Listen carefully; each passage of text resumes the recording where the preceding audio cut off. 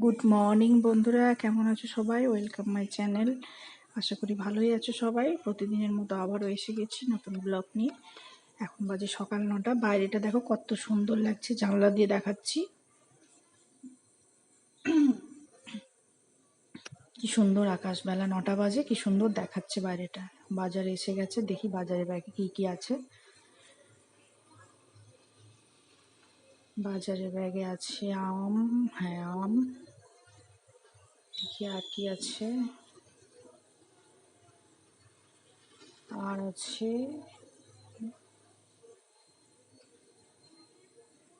Chicken বা mutton, কিছু একটা হবে বোধহয়। দেখি কি আছে। মটন এনেছে বন্ধুরা। কে কে মটন পছন্দ করো কমেন্টে জানাবে।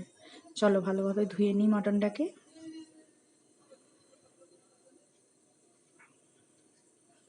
জল দিয়ে ভালোভাবে ধুয়ে নেবো 2-3 বার ধরে। পরিষ্কার করে ধুয়ে নেবো চটকে চটকে।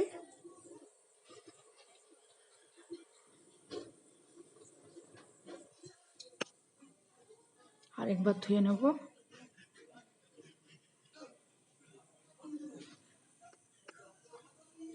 নুন দিয়ে দিলাম পরিমাণ মতো। এবার এগুলো হলুদ গুঁড়ো দেবো। এবার দেবো লঙ্কার গুঁড়ো। এতে দেবো সর্ষের তেল একটু। রসুন বাটা দিয়ে দিলাম অল্প। এবার দিয়ে দেবো পেঁয়াজ কুচি।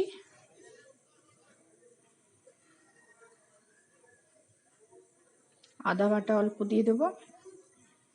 এবার ভালো করে হাত দিয়ে এটাকে মাখিয়ে দেবো। ভালোভাবে ম্যারিনেট করবো। হ্যাঁ, এবার রেখে দেবো এটা 1 ঘন্টার মতো। ঢাকা দিয়ে 1 ঘন্টা রেখে দেবো। চলে এসেছি 1 ঘন্টা পর। সব মশলা রেডি। এটা চিনি আছে, শুকনো লঙ্কা, গোটা গরম মশলা, আর আছে তেজপাতা।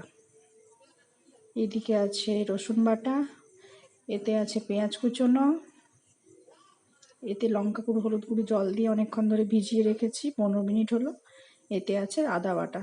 এতে ভালো করে আলুটাকে ফ্রাই করে রেখেছি তেলে।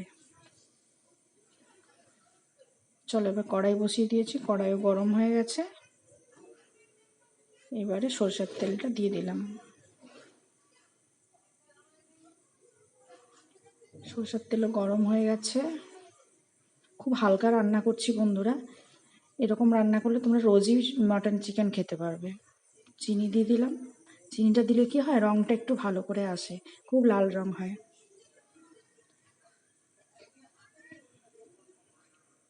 খুন্তি দিয়ে নাড়িয়ে নিচ্ছি, জল ছিল খুন্তিটার মধ্যে। লঙ্কা দিয়ে দিলাম এবার, শুকনো লঙ্কা। এবার তেজপাতা দিলাম, গোটা গরম মশলা দেবো। এবার দিয়ে দেবো রসুন।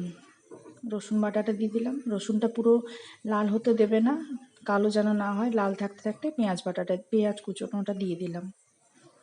ভালো করে নাড়াচাড়া করব। একটু লবণ দিয়ে দেবো। লবণটা দিলে না পেঁয়াজটা ভালো করে তাড়াতাড়ি ভাজা হয়ে যায়, তাই একটু একটু অল্পই নুন দিলাম। ভালো করে ভাজা জন্য 2-3 মিনিট সময় লাগবে। হয়ে গেছে ভাজা। দেখো তেলের গাটা কি সুন্দর ছেড়ে ছেড়ে আসছে। এবার আদা বাটাটা দিয়ে দেবো। ভালোভাবে নাড়াচাড়া করব। আদাটা না একটু ভালো করে ভেজে নেবে। আদাটার যদি গন্ধ আসে না, ভালো লাগবে না খেতে। তাই আদাটা একটু ভালোভাবে নেড়ে চেড়ে ভালো করে একটু ভেজে নেবে। যখন দেখবে আদাটা ভালোভাবে ভাজা হয়ে আসছে, তখন এইবার যে বাটিতে ছিল লঙ্কা গুঁড়ো আর হলুদ গুঁড়োর জলটা, ওটা পুরো দিয়ে দেবো।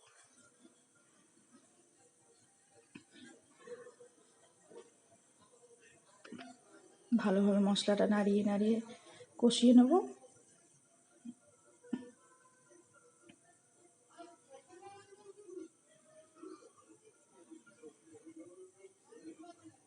বন্ধুরা, টেস্ট কিন্তু এই কষানোর মধ্যেই থাকে। হ্যাঁ, কষানো যে এমন হবে, তরকারির স্বাদ সেরকমই হবে সব তরকারিতে, শুধু মটন বা চিকেনের মধ্যে না, সব তরকারির কথাই বলছি। ভালোভাবে মশলাটা কষিয়ে নেব। তেল যখন ছাড়বে তারপর মটনটা অ্যাড করব। চলো, মটনটা 1 ঘন্টা হয়ে গেছে। এবার মটনটা এতে দিয়ে দেবো।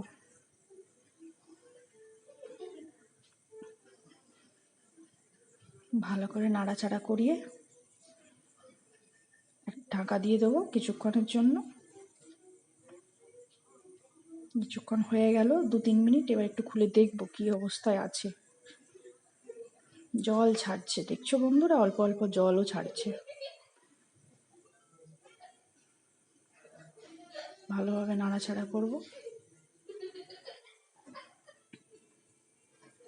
এইবার না দেখছো এই যে চর্বিগুলো দেখা যাচ্ছে, এই চর্বিগুলোকে না রাখা যাবে না, তাহলে না অনেক তেল হয়ে যাবে। এইগুলোকে আমি কি করব, তুলে নেব। খুন্তিতে তো হচ্ছে না, আমাকে চামচই নিতে হবে, হাতা দিয়েই তুলতে হবে। হ্যাঁ, তুলে দিচ্ছি এগুলো। যে কটা চর্বি থাকবে না, এটা কষার সময় এগুলো রাখলে না অনেক তেল হয়ে যায়।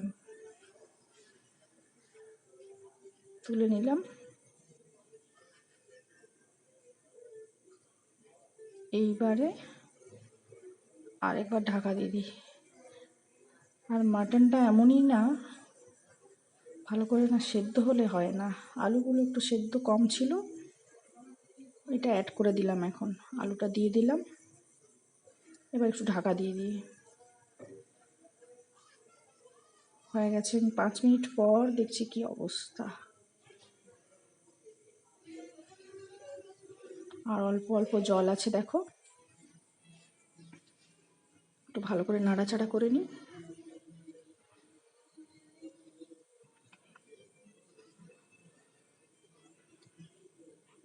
ভালোভাবে কষিয়ে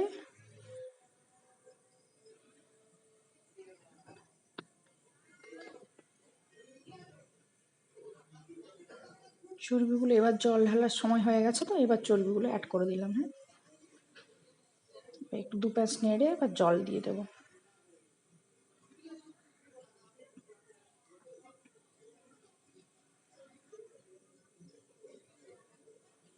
কমেন্টে জানাতে ভুলো না তোমরা কে কোথার থেকে দেখছো আমার ভিডিও, তোমাদের কেমন লাগে। তোমরা উৎসাহ দিলে আমি নতুন নতুন আরও অনেক ভিডিও নিয়ে আসবো। গরম জলটা ছিল বন্ধুরা, গরম জল অ্যাড করে দিলাম। যে যেমনভাবে গ্রেভি খেতে চাও সেই মতো করে জলটা অ্যাড করে দাও।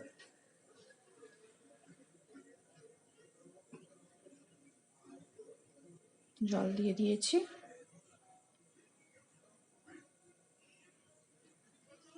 একদমই স্পাইসি হবে না, খুব সিম্পল হবে, দেখবে খেয়েও খুব ভালো লাগবে।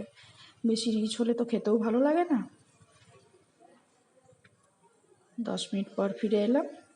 দেখো তরকারিটা হয়ে গেছে, সেদ্ধ হয়ে গেছে। রেডি আমার মাটন কষা।